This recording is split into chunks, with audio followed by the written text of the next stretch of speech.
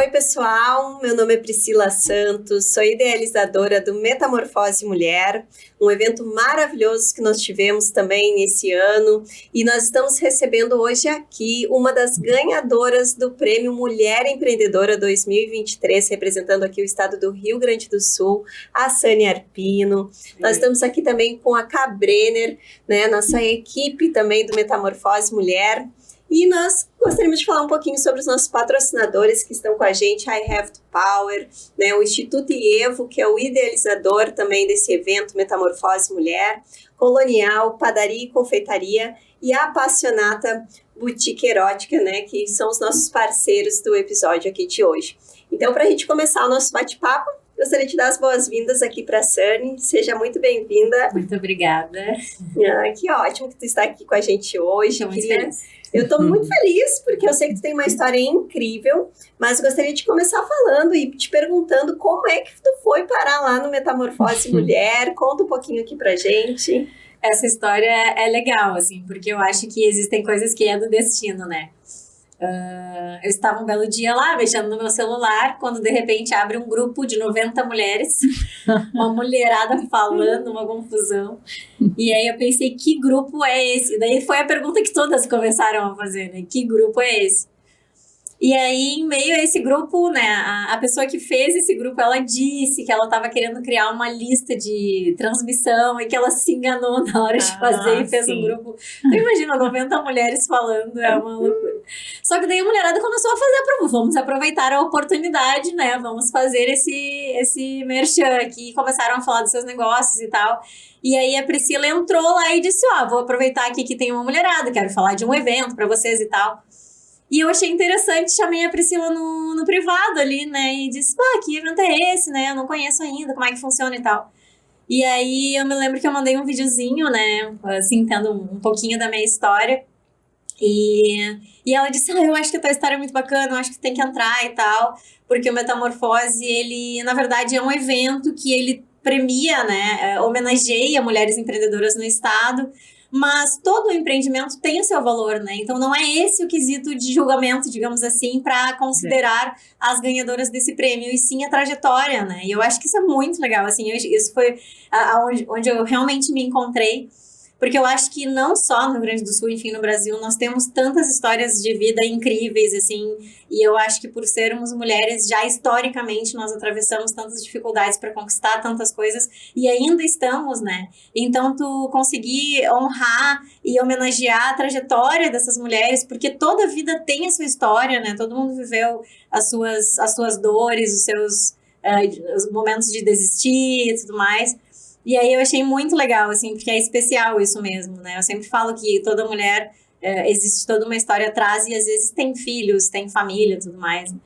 E aí eu me conectei com isso, então eu acabei entrando, mas assim, eu entrei na última semana, não esperava, e fui participar do evento, assim, super de coração aberto, sem conhecer muito, e foi muito legal, assim, foi um acaso do destino que não existe, na verdade, né? Eu já tô aqui, já com as gurias, conhecendo, enfim, um pouco mais, e fiquei muito feliz, assim. E a gente está muito feliz, porque uma das premiações do evento é essa gravação que a gente está fazendo aqui hoje, dando oportunidade para outras mulheres conhecer vocês também, se inspirar nas histórias empreendedoras, né? O Metamorfose, falando um pouquinho até do evento, ele surgiu porque nós temos a imersão, que fala sobre transformação, que é um dia de autoconhecimento, de desenvolvimento pessoal, e o evento, ele surgiu disso, né? Ele surgiu, poxa, a gente passa por tantas transformações para chegar no empreendedorismo, né? Sim. A gente se transforma a cada dia, a cada novo desafio, que nós pensamos, por que premiar o negócio, né? Tem tantas coisas já aí fora que premiam o negócio, a gente quer premiar a mulher que se transformou. E a tua história, quando eu vi, ele disse, meu Deus, essa história tem que ser contada para mais pessoas, para mostrar de onde você veio e para onde está indo ainda, porque apesar de tudo que já aconteceu, eu tenho certeza que a tua história ainda vai ser muito longa, né? E cheia de significados, né, para outras pessoas, para ti também. Então, acho que hoje é esse sim o meu propósito. Eu vou falar, falar um pouquinho de quem eu sou, o que eu faço, para as pessoas entenderem também, né?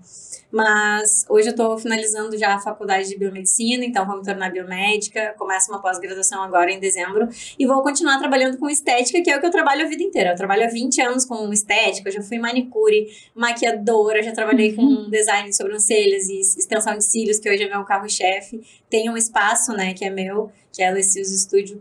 Mas, na verdade, hoje, além dessa parte do empreendedorismo, que eu acho muito importante, eu vou trazer muito da minha trajetória de vida mesmo, até para poder inspirar outras mulheres, assim, sabe? Porque eu sei que hoje eu estou num momento de final feliz, né? Mas neste momento, pode ser que tenha alguém nos assistindo que esteja lá onde eu já estive. Que não é o final feliz, entendeu?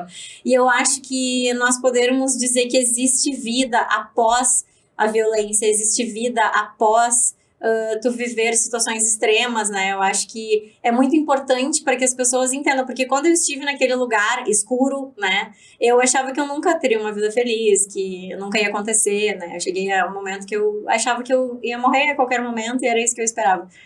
E não aconteceu, graças a, né? Eu acho que essa força, assim, graças a Deus também, para quem acredita.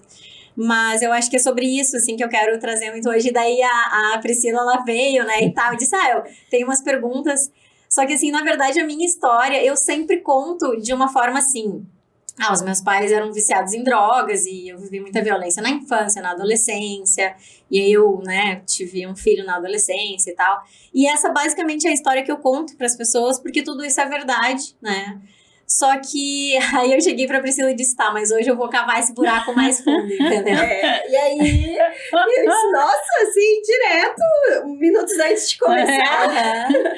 Porque, na verdade, o que acontece, né? Eu não costumo falar toda a minha história primeiro, porque eu tenho uma premissa na minha vida, assim. Eu nunca fui aquela pessoa que me vitimizei, sabe? Eu sofri horrores, então agora a sociedade me deve algo, e meu Deus, eu sou uma vítima, porque isso eu tinha certeza que não ia me levar a nenhum lugar bom, né? Então, eu optei por fazer a minha parte com as pessoas, com o meu trabalho, enfim, e eu quero que as pessoas gostem de mim pelo que eu sou, não pela minha história, entendeu? Eu não quero que as pessoas digam, coitadinha da Sunny, porque eu não sou coitadinha, entendeu? Hoje eu sou uma mulher muito feliz, muito realizada, tanto na minha vida profissional, quanto na minha vida pessoal, quanto na minha vida amorosa. Então, assim, eu realmente não quero esse olhar de piedade, eu quero esse olhar, assim, de, poxa vida, que legal, sabe? Que inspiração, entendeu?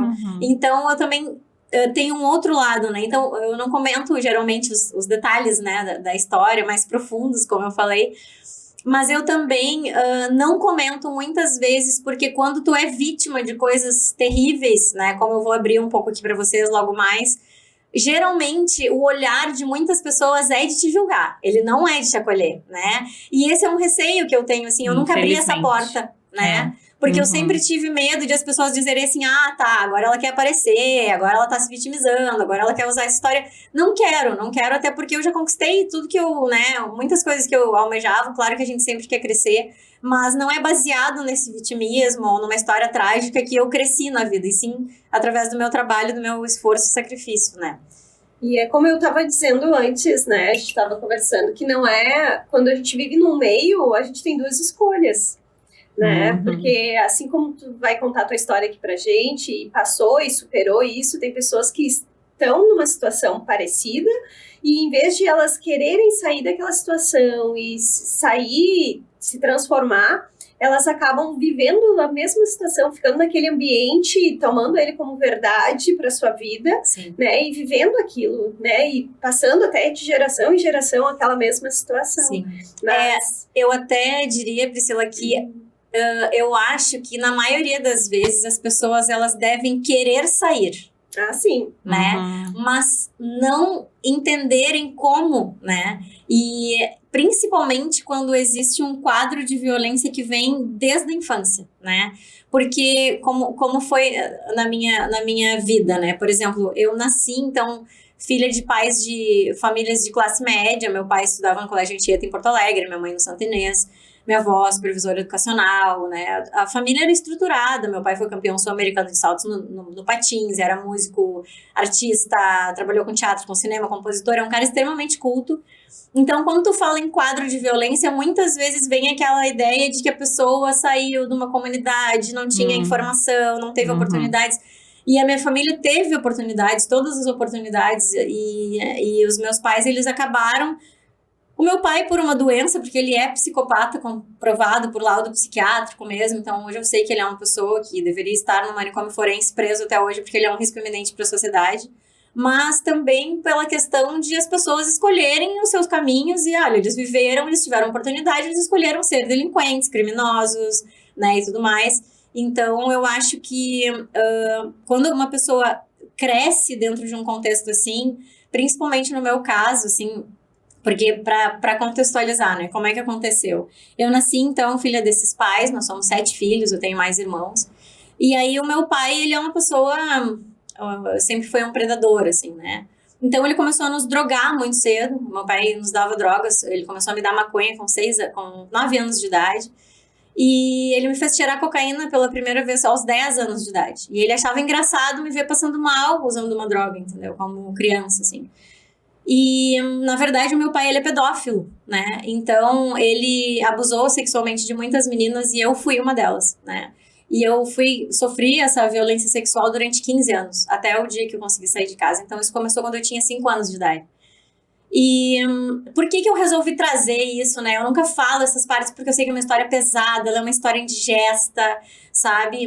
E eu não sou essa pessoa, eu sou uma pessoa leve, feliz, tô aqui toda colorida, de rosa, azul e tal. Mas, na verdade, eu decidi trazer porque eu sinto que o sistema errou muito comigo. E com os meus irmãos, entende?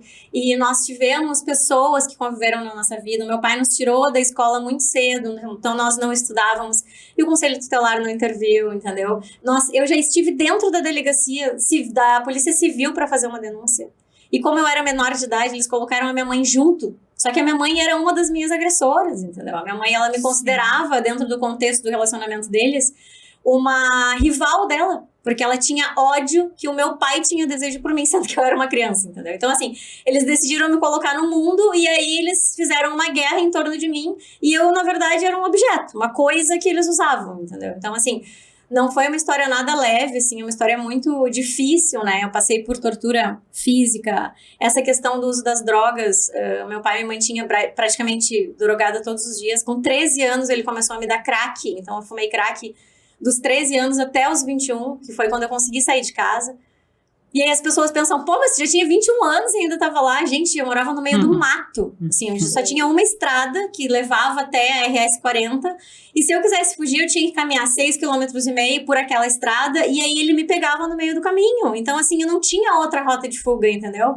Então, por isso, eu vivi cárcere privado. Eu fui privada de contato com os meus primos, com os meus amigos. Eu não tinha ninguém. Então, eu vivia numa ilha, entendeu? E lá naquele lugar, eu só pensava que eles iam me matar e iam me enterrar lá a qualquer momento. Então, assim, eu por muito tempo não tive nenhuma esperança, assim, sabe? E isso, hoje, assim, e essa é a parte mais importante, assim, que eu acho que é de trazer. Existem pessoas que vivem nesse contexto de violência e chega um momento que tu não tem esperança. Tu quer sair, mas tu não sabe como, tu não tem relação com outras pessoas, tu vive vigiada 24 horas por dia. E assim, como eu não confiava nos meus pais, né? Que eram as pessoas principais para me dar o amor, o carinho, o cuidado, em quem eu confiaria, entende? Porque eles sempre pintaram o monstro das pessoas. Mas tem um detalhe muito importante dentro do quadro de violência que as pessoas muitas vezes não entendem quem não viveu. Quem é violento não é violento sempre, entendeu? Eles te agridem, mas eles também te afagam. E aí, como tu tá extremamente vulnerável, extremamente sensível, extremamente carente, a mesma mão do teu algoz é a mão que te acaricia, entendeu? É a mão que te dá o colo, entende? Então, eles te arrebentam inteira e depois eles cuidam das tuas feridas, entendeu? Então, gente, pra uma criança que cresce num contexto de violência é muito confuso. Tu não sabe o que tá acontecendo. Sim, sabe? Tu não tem maturidade pra ver isso, não, né? Verdade, não tem. Né, Cassi, hoje, numa situação, quando existe esse tipo de violência com adultos, já é difícil sair dessa situação, mesmo tendo já uma vivência, um contexto. Imagina para uma criança. Imagina uma criança. Que está criando ali as suas crenças, no que eu posso acreditar, no que eu não posso, que nem tu falou ali. Eram as pessoas que eu tinha que confiar, como que eu ia sair. E até, falando sobre o que eu falei, né? Não é o querer sair, é o escolher depois de viver isso, viver de uma forma diferente, né? Eu acho que agora, de uma forma correta, a minha comunicação, que nem tu... Eu conheço pessoas que viviam nesse contexto e depois têm as suas famílias e praticam violência de outras formas, mas de alguma forma pratica violência, né? Sim. E ela escolheu aquilo, porque ela viveu, ok, mas e aí, a partir disso, qual o significado que eu tô dando pro que eu tô vivendo? Sim. Vou fazer a mesma coisa ou escolher fazer diferente? Dentro disso, eu não vivo mais isso, eu não sou aquilo, né? Eu sou uma pessoa alegre hoje, eu quero ser diferente. Então, tu escolheu ser diferente, né? E pode contar pra nós qual foi esse momento que quando tu viu assim, eu quero sair. Essa virada. Então, eu acho muito importante porque eu fiz terapia, claro, só pra concluir a trajetória pra gente começar a pegar nesses pontos. Bom, daí eu sofri toda essa violência e tudo mais. E aí eu engravidei do meu pai. Então, o meu filho, ele nasceu com uma doença por causa da consanguinidade, né? E isso é uma coisa muito pesada, né? Porque tu pensar assim, caramba, primeiro que eu tive um filho concebido de uma violência contra mim, e segundo que ele nasceu vitimizado já, porque ele nasceu com uma doença no qual ceifou a vida dele, entendeu? Então, quando eu tive o Elias, né, que era o meu filho, apesar de todo o contexto violento que eu vivia, apesar de ter sido terrível aquilo, porque eu engravidei aos 14 anos, e assim, eu tinha uma ideia na minha cabeça que com 15 anos eu ia conseguir fugir, porque eu já era um pouco maior, então assim, eu acho que com 15 anos alguém me dá um emprego em algum lugar, sei lá, porque tu tem medo da sobrevivência, enfim, tu não sabe nada, né? E aí, com 14 anos, 3 meses antes do meu aniversário de 15 anos, eu descobri que eu tava grávida, e ali, pra mim, foi a minha sentença de morte, basicamente. Assim, eu pensei, agora que eu não consigo mais sair daqui.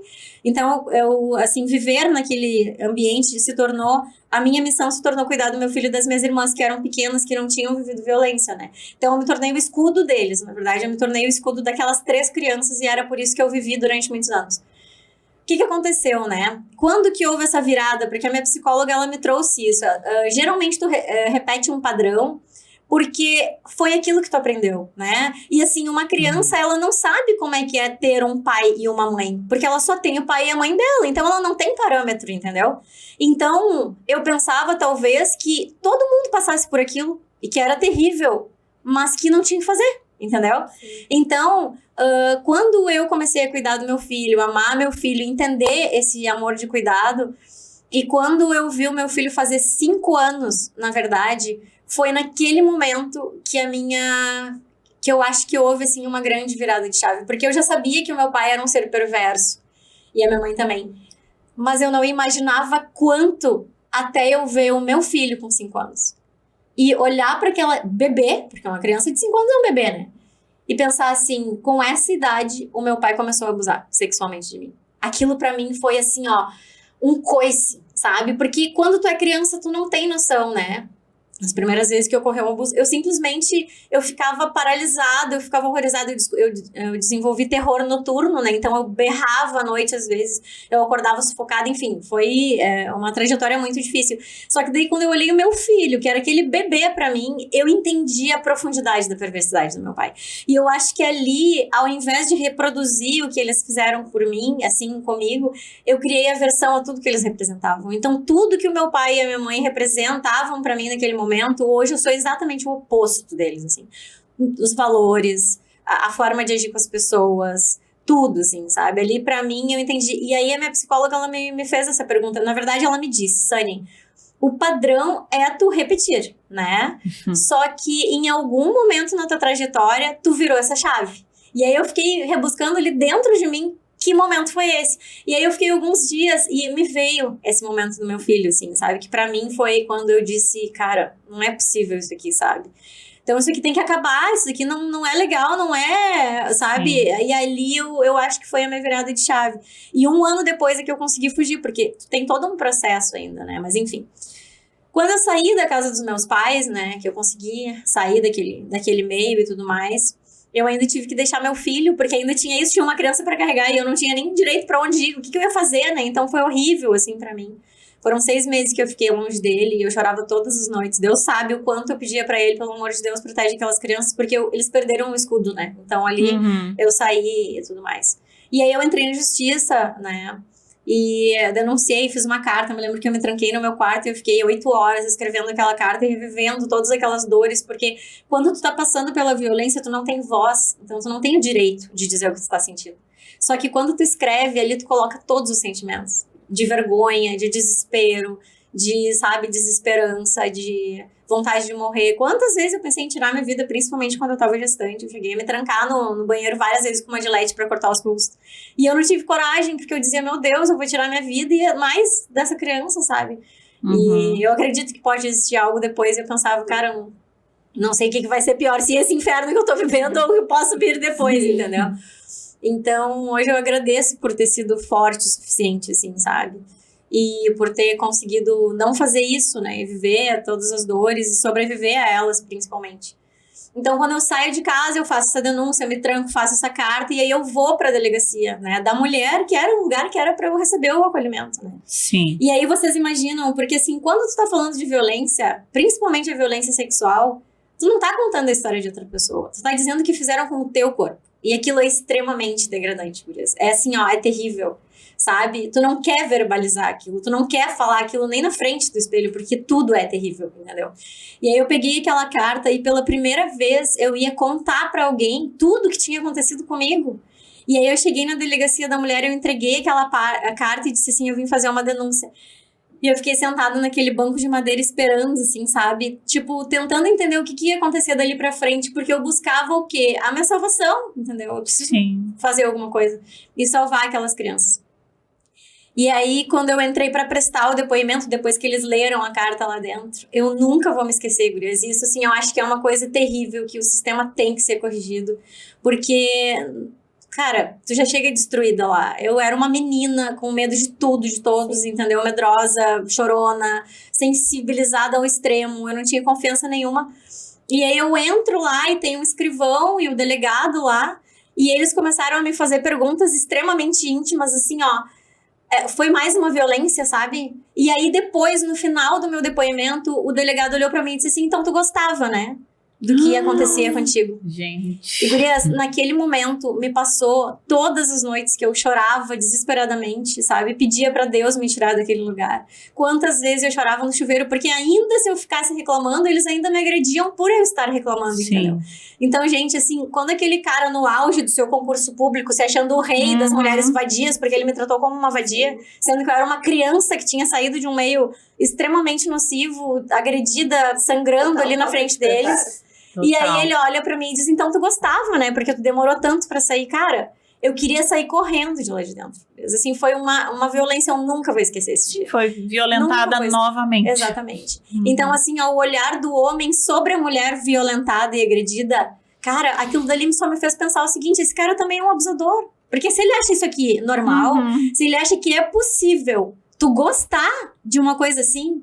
É porque ele tem uma mente muito doente. E ele não deveria estar dentro da delegacia da mulher. Não. Jamais, entendeu? E eu tenho algumas clientes, como eu trabalho com beleza, que são policiais, e eu converso muito com elas, e uma delas já trabalhou, inclusive, na delegacia da mulher. E ela me disse assim, Sani, lá é o lugar onde eles botam as pessoas que não gostam de trabalhar. Então, assim, o teu castigo vai pra delegacia da mulher, entendeu? Então, assim, passou de um lugar pro outro, aí se deu mal lá, não quis trabalhar, aí tu vai sendo empurrado, e daí como tu é concursado, não pode ser, né, exonerado do teu cargo por qualquer coisa, então eles te botam na delegacia da mulher como castigo, entendeu? E, mais uma vez, a pessoa que tinha que te acolher era aquela que tava, né, de alguma forma também... te abusando, né, psicologicamente, porque é horrível, é total falta de preparo e eu sou uma pessoa que eu defendo muito o desenvolvimento pessoal e quando eu olho, assim, essas pessoas não sabem nem o que elas estão fazendo. Não. Na verdade, sabe? Porque, tipo, como é que pode colocar alguém que é pra estar acolhendo uma mulher e isso vem da sociedade? Porque a gente se pega vendo um filme, algo que tu gosta e tem algum tipo de abuso. Inclusive, eu vi uma série que teve uma questão de abuso na série. E a personagem era uma personagem que eu gostava muito. E aí, em determinado momento, começou como se ela estivesse rindo, como se ela estivesse, sabe, conversando. E o cara abusou dela. E eu disse assim, mas qual foi o direito que deu por ela estar fazendo? E não só isso dentro da família, né, Sani? Porque eu trabalho muito tempo com homens, liderança, eu em cargo de liderança com homens. E na primeira empresa que eu trabalhei, eu fiquei 5 anos trabalhando lá. E eu tirei meu piercing, eu não usava saia. E eu aprendi a só cumprimentar as pessoas, mulheres e homens, eu cumprimentava com a mão. Eu não podia rir nem nada. E outra, era uma coisa que era a partir de mim, mas eu era ensinada aquilo não poderia ser eu. Mas é a sociedade, é isso. Eu não poderia ser eu. E a Sani falou uma coisa que eu achei bem interessante. Ela falou assim, ele não deveria estar na delegacia da mulher. Ele não deveria estar com nenhum atendimento ao público.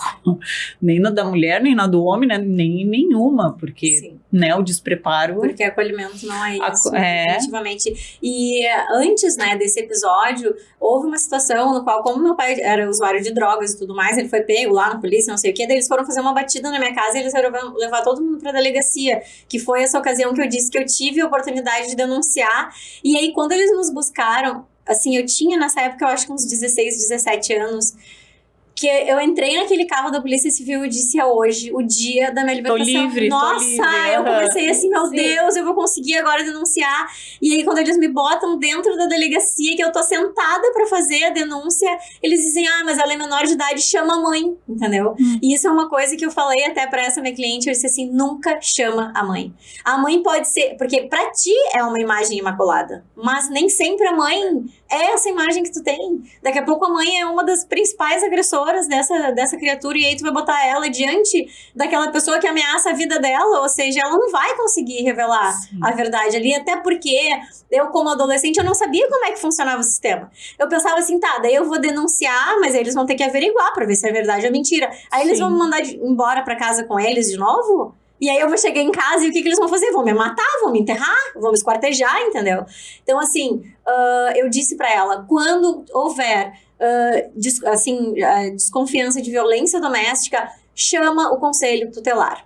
Ela é menor de idade, chama o conselho. Mas vai levar 4 horas, 6 horas, não importa, espera. E manda um conselheiro vir para acompanhar aquela criança. Não o pai, não a mãe, não a tia, ninguém do convívio, porque uma dessas pessoas, ou todas, podem ser os agressores. Por isso que eu falo, gurias, que o sistema, ele foi muito falho. Por que que ninguém veio atrás dos meus pais, sabendo que nós éramos 7 crianças que não estudávamos na escola, não frequentávamos a escola, entendeu? Não éramos vacinadas, não nos levavam na escola, não tínhamos convívio. Por que que o conselho tutelar nunca disse, mas eles estudavam, sumiram? Onde é que tá esse controle, entendeu? Então, isso é uma coisa que o sistema, ele tem que mudar, ele é necessário, porque assim, o meu pai, ele me retirou da escola quando os abusos começaram a ficar frequentes, e porque ele sabia que eu era uma menina que as pessoas iam identificar que tinha alguma coisa de errado comigo, entendeu? Então, ele nos tirou... E que tu poderia falar também, né? Exatamente. E aí, o que acontece? Bom, daí eu saí de casa, consegui denunciar, né? E passei por essa coisa horrível. Mas, felizmente, depois, né? Houve uma equipe que veio, que me acolheu, uma advogada, um psiquiatra que era geneticista também. E eles têm uma equipe multidisciplinar que cuida desses casos, né? E aí eu falei pro meu avô, pra minha avó, e daí eu comecei a contar pras pessoas, olha, isso acontecia comigo, porque ninguém sabia, eu nunca havia dito pra ninguém, eu nunca verbalizei aquilo pra ninguém, né? E aí começou a minha libertação, então eu falei pro meu avô, preciso tirar meu filho de lá antes que ele faça alguma coisa com o Elias, porque ele ameaçava muito, né? E aí, em seguida, depois, eu fui pra Viamão pra fazer a denúncia via Viamão pra tirar as minhas irmãs de lá. Então, eles perderam a guarda das minhas irmãs, meu pai e minha mãe, e as minhas irmãs foram levadas para um abrigo de menores. E aí, eu tinha 22 anos nessa época, e eu entrei na justiça para batalhar pela guarda delas, e foi 1 ano de batalha, assim, e eu consegui a guarda delas. Então, assim, eu comecei a trabalhar como manicure, e teve uma coisa que a Cris falou no programa dela, até que ela disse que foi pegando na mão das mulheres, que as mulheres pegaram na minha mão, né? E eu achei legal isso, porque realmente foi assim. E foi lá naquele momento que eu fui pro mundo, né? Que eu comecei a me reconstruir, pegar os pedacinhos, porque eu tinha fragmentos de Sani, né? Um pouquinho aqui, um pouquinho ali. Então, muitas vezes eu errei com as pessoas, porque eu não tinha valores construídos. Os meus pais foram pessoas que deviam pra Deus e o mundo, que usavam drogas, que faziam tudo errado. Então, assim, eu não sabia sabia o que era certo e o que era errado. Então, as minhas amigas que eu fui construindo naquela época, que até hoje são minhas amigas, pegaram na minha mão, me mostraram o caminho, me perdoaram muitas vezes por eu ter errado, porque elas entendiam que eu tava aprendendo novos valores e tudo mais. Então, assim, eu fui me lapidando muito aos poucos, assim, sabe? Com muita batalha. E aí, alguns anos depois, eu consegui a guarda das minhas irmãs, comecei a criar elas e tudo mais, veio a morte do meu filho, né? Então, assim, quando eu tô já trabalhando, tô com a guarda das minhas irmãs, a minha vida tá encaminhada, aí a vida te dá outro tombo, né? Que o Elias tinha uma doença muito rara, foi o único caso registrado na história da medicina até hoje. Então, ele tinha uma paralisia bulbar progressiva infantil, né? Então, ele foi um caso extremamente raro. E ele veio a falecer com 10 anos de idade.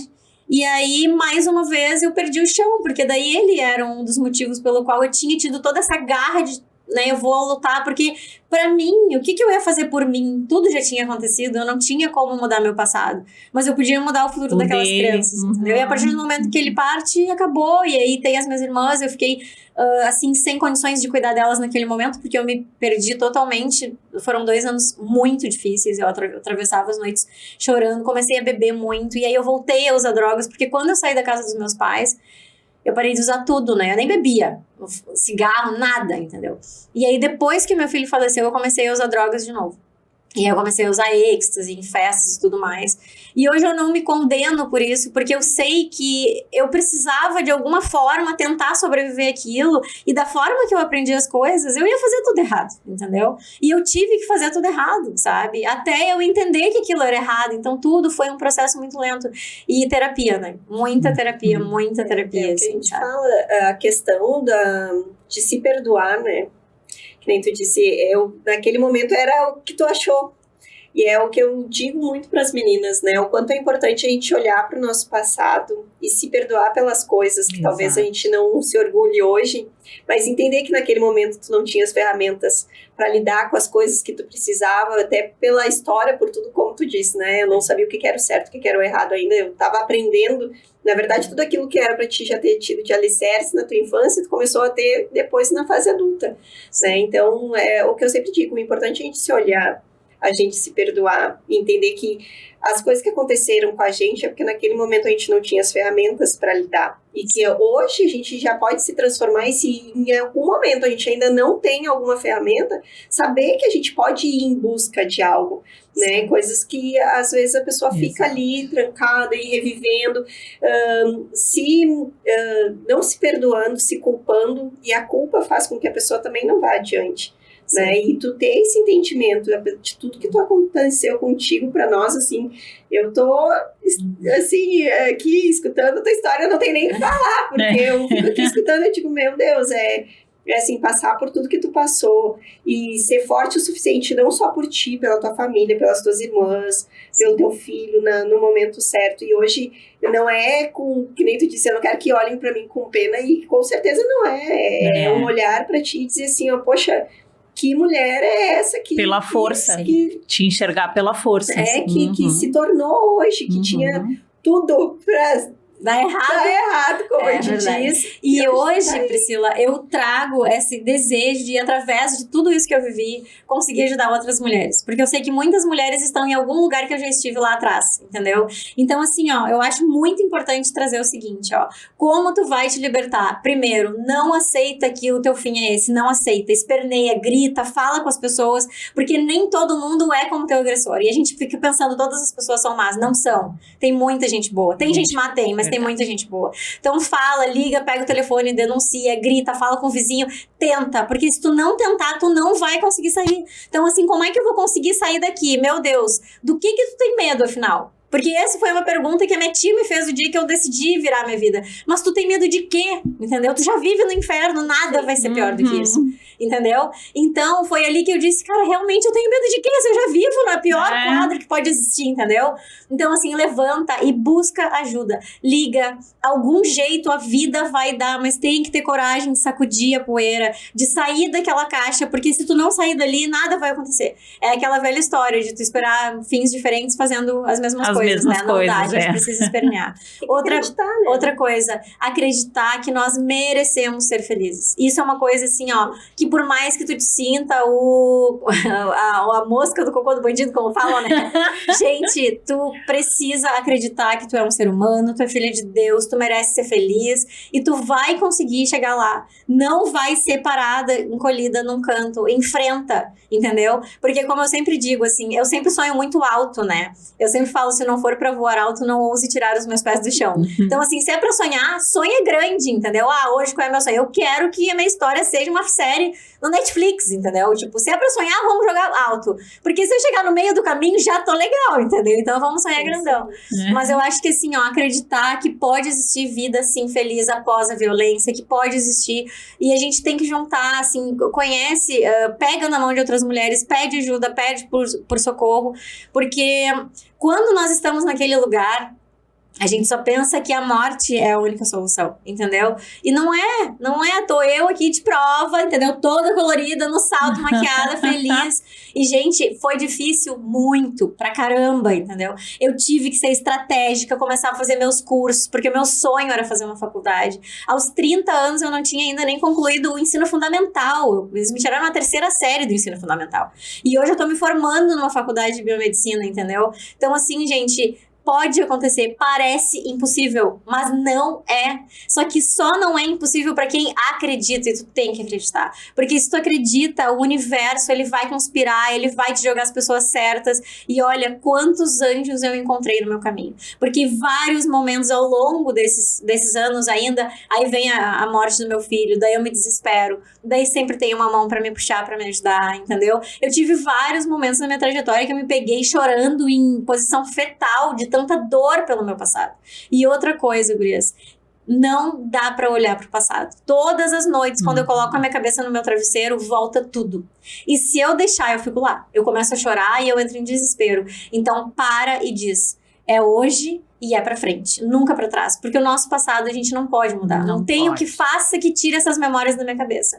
Quando eu fecho os meus olhos, eu ainda vejo o meu pai me agredindo, eu ainda vejo a minha mãe me agredindo. Eu ainda sinto toda aquela dor. Se eu viver olhando pro passado, eu vou entrar num buraco. Porque é o que ele é, o meu passado é um buraco negro, entendeu? Então, por que eu tenho que olhar pro meu presente e pro meu futuro? O passado não vale a pena. O passado, ele só vale a pena pra tu olhar as tuas cicatrizes, porque depois toda ferida que leva tempo pra cicatrizar dói, passa por todas aquelas fases, mas depois ela não dói mais. Tu olha, tá lá aquela marca, tu diz, ó, isso aqui foi de tal coisa que eu vivi. Na nossa alma também é assim, a gente sempre vai ter cicatrizes, né? Então a gente precisa cuidar, se olhar com carinho, se tratar com amor, com respeito, sabe? E se cercar de pessoas que querem o nosso bem. E isso que tu tá falando, eu ia comentar agora, que como é importante nós que não estamos vivendo isso, ter um olhar de encontrar essas mulheres que às vezes é num olhar que elas estão pedindo ajuda, é num gesto, né, que talvez passa por nós despercebida e a gente não tá ali do lado podendo ajudar e não tá vendo, né, que nem tu disse assim, quantas mulheres e pessoas te ajudaram, né, que tiveram esse olhar, e claro, de repente tu contando tua história, mas quantas talvez já não poderiam ter te ajudado antes, se tivesse esse olhar de ver alguém tá precisando da minha ajuda, né, e é importante isso, porque a gente vive numa sociedade onde parece que ninguém quer ajudar ninguém, ou se faz de conta que não é consigo as coisas que estão acontecendo para não se envolver. Exatamente. Mas tem gente que ou a gente vive num ninguém tem tempo. Hoje mesmo tu citou, a gente conversando lá fora, muitas vezes a pessoa que ela precisa é ouvir. Só isso. Ela só quer fazer um desabafo, tu só tem que dar o teu ouvido para ela. Tu pode não ter uma solução, mas tu precisa dar o teu ouvido, mas a gente tá sempre correndo, né? Tá sempre, eu tô cheio de coisa pra fazer, e a gente não pra dar, né? Esse tempinho, esse ouvido. E eu acho muito importante, que é um adendo ao que vocês estão falando também, nós entendermos o seguinte, quando se trata de crianças, qualquer sinal tem que ser avaliado, tem que ser visto. E muitas vezes as pessoas dizem assim, eu já tenho meus problemas para lidar, eu não quero me indispor com essa pessoa, eu não quero me envolver, porque de repente é uma desconfiança, mas vai que não seja. Então, eu acho que isso é importante, assim, ó, a denúncia, ela é válida para qualquer cidadão que desconfia que uma criança teve uma mudança repentina de comportamento, entendeu? Aquela criança que era sempre feliz, sorridente e tal, de repente tu vê aquela criança séria, recolhida, tímida, se escondendo, de repente aquela criança que era, enfim, começa a ter atitudes diferentes, isso é um sinal de alerta. E nós devemos denunciar, sabe? Eu acho assim, Verdade. lá no meu passado, quando eu olho as minhas fotos, que pena que eu não trouxe aqui pra mostrar pra vocês, eu vejo as minhas fotos da minha primeira infância ali, sorridente, um sorrisão de orelha a orelha. Depois, é uma criança totalmente apagada, assim, ó. Eles tiraram a minha luz, sabe? Eles tentaram tirar a minha luz e conseguiram por um período. Se vocês verem as minhas fotos da minha adolescência, eu sou um ser humano apagado, eu não tenho brilho nenhum no meu olhar. Eu não tenho um sorriso, eu não tenho nada. Eu sou só uma coisa lá existindo, entendeu? Então, assim, eles tentaram apagar a minha luz, eles tentaram tirar a minha vida, não conseguiram. E não conseguiram graças àquele, né, feixezinho de brilho que tinha lá dentro. Eu disse, eu vou me agarrar nesse daqui, eu preciso fazer a minha vida acontecer, assim. Agora, uma coisa é fato, vale a pena, sabe? Vale a pena. A nossa vida sempre vai valer a pena. Verdade. E é muito melhor lutar do que achar que é uma vítima. Porque, assim, esse lugar de vítima também é muito perigoso. Tu vive esse luto de ser vítima, tudo bem. Tu é uma vítima, tu foi uma vítima, tu tem uma história dura, beleza. Mas não fica te prendendo nisso, entendeu? Ninguém te deve nada porque tu passou por isso, sabe? Eu acho que é isso que tu tem que entender, sabe? Vai e pega todas as oportunidades, te prepara pra elas e vai, entendeu? Tem um tio meu que eu falei pra ele que eu queria fazer faculdade e tudo mais, ele disse, Sani, por que tu não pode estudar hoje? Eu disse, porque eu não tenho tempo, preciso trabalhar pra pagar as minhas contas. E aí ele disse, tu tem que ser estratégica. Primeiro, melhorar os teus ganhos dentro do salão de beleza. Então, o que eu comecei a fazer? Cursos na minha área. Pra poder trabalhar menos, ganhar mais dinheiro, pra poder ter tempo pra estudar, entendeu? Fazer a faculdade. Então, a gente tem que pensar assim, ó. Toda escada tu começa pelo primeiro degrau, tá? Não pensa assim, nossa, a faculdade é tão distante. Era assim que eu pensava, né? Nossa, eu tenho 30 anos, não tenho nem ensino fundamental, vou ter que fazer todo o supletivo, vou ter que fazer... Mas, gente... Toda jornada começa pelo primeiro passo e o primeiro passo é extremamente importante. Então, dá só o primeiro passinho e valoriza cada etapa, assim. Hoje eu dei o segundo passo, amanhã eu dei o terceiro passo. E aí tu vai tropeçar e vai cair. Então aí tu vai te desesperar, tu vai pensar em desistir, vai. Mas aí tu te levanta e diz, já superei coisas piores, então vamos seguir em frente, entendeu? E aí um dia... o dia chega. E hoje eu quero poder levar essa história, eu quero poder falar isso para mais pessoas, eu quero poder ajudar a melhorar o sistema, porque as coisas precisam mudar, as mulheres precisam de acolhimento, as crianças precisam de acolhimento, assim, ó. Porque tem muita criança que sofre abuso sexual dentro de casa. Tem muitas crianças passando por isso e é um trauma que não se apaga, é pro resto da vida. Isso ninguém pode mudar. Então, assim, a terapia, ela te ajuda a sobreviver, mas tu nunca vai deletar aquilo, né? Então, isso é muito importante. E tudo que tu passa na infância, ela vai refletir em toda a tua vida, o resto da vida, todos os comportamentos que a gente tem. Eu sempre digo, primeiro a base dos nossos valores, porque tudo que a gente faz na nossa vida é para suprir um valor que é importante para nós. Todas as decisões que a gente toma, tudo que a gente faz. E se tu não tem essa base bem estruturada lá na tua infância, do que é importante para ti, e valores de verdade, futuramente tu não vai saber o porquê que tu tá fazendo, o que tu faz, acaba se tornando uma pessoa que vai na onda de outras pessoas, não sabe onde quer chegar, e tu, mesmo passando por tudo isso, tu decidiu o que tu queria, né? Tu definiu depois quais são os teus valores e pra onde que tu tá indo. Então, a importância de a gente, lá na infância, já ter tudo isso bem programado, né, para depois ser o trajeto um pouco mais fácil, digamos, né, não que seja completamente, porque não será, mas a vida não é fácil, a vida, né, quando a gente acha, às vezes tá tudo certo, né, ali, ó, bem mais uma tudo rasteira. certo pra ninguém vai ser, né, eu acho que todo mundo tem, e eu tenho só mais duas coisas, assim, pra finalizar, que eu acho importante falar pra todas as pessoas. Também nunca menospreze a dor de uma pessoa que não viveu aquilo que tu viveu. Eu vivi coisas terríveis, aí tu vem e me diz que a maior dor da tua vida foi que tu esqueceu o teu iPhone no Uber. Bom, aquela foi a tua maior dor e eu tenho que respeitar isso. Então, assim, gente, eu não me acho melhor do que ninguém por ter passado isso, tá? E não desejo isso pra ninguém também. Então, isso é uma das coisas. Eu valorizo a dor de cada pessoa individualmente, porque cada um sabe daquilo que ele fez sofrer e tem que ser respeitado, né? E outra coisa, pra quem tá assistindo, né, essa abertura de porta, né?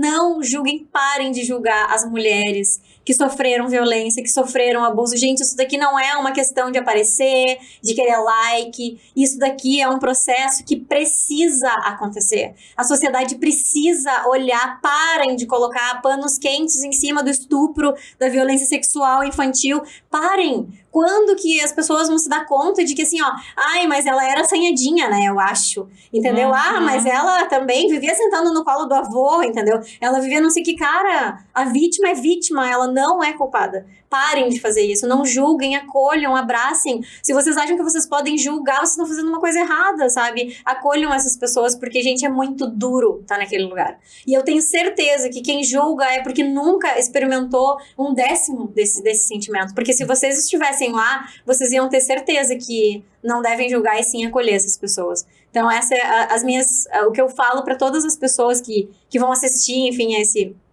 episódio desse podcast, que pensem antes de julgar, sabe? Porque hoje eu tô aqui não é por likes, não é por nada, como eu falei, eu já conquistei muitas coisas na minha vida e nunca foi a base de uma história triste e nem será daqui pra frente. Mas assim, respeitem a dor das pessoas e ao invés de julgar, lutem por uma causa, sabe? Reúnam as forças e digam, cara, eu vou fazer alguma coisa por isso. O que eu posso fazer, entendeu?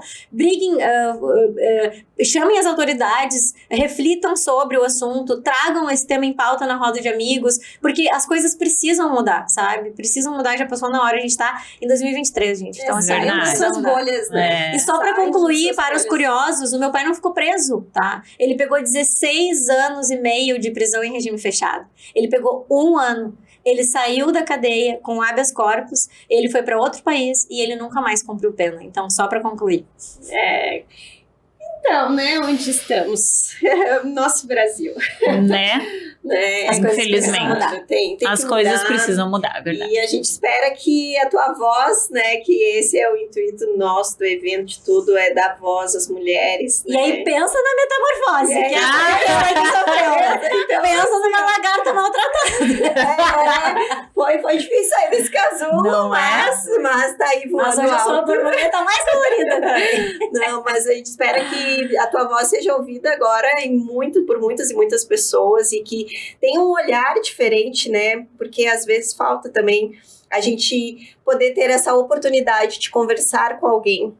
Porque verdade. existe muito mito das coisas que acontecem, e é como tu disse, baixa o pano, passou, a coitada, Abafa, deixa e não vamos falar. E aí o não falar faz com que as pessoas não tenham conhecimento do que acontece, de como que a gente pode ajudar. Então, espero que agora as pessoas possam te ouvir, que a tua história chegue em muitas outras mulheres que estão precisando dessa ajuda, que elas também se inspirem para sair de onde elas estão, de acreditar, principalmente nisso, acreditar que tem oportunidade e que o mundo é melhor do que elas estão vivendo e que elas podem... E que elas podem traçar o próprio caminho, né? Se hoje a minha história puder servir para tirar uma mulher e mudar a vida dessa uma mulher, eu sempre falo que a minha existência ela vai ter valido a pena, sabe? Porque eu acho que nós precisamos de inspiração.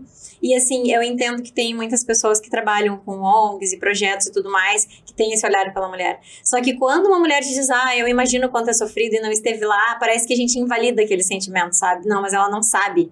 Agora, eu estive lá, entendeu? Então assim, eu falo porque eu estive lá e eu quero poder segurar a mão de outras mulheres, eu quero poder ajudar a mudar a vida de mulheres e tornar elas tão poderosas como eu me sinto hoje, sabe? Então, e usar esse poder também para ampliar essa força, né, de união, assim, sabe?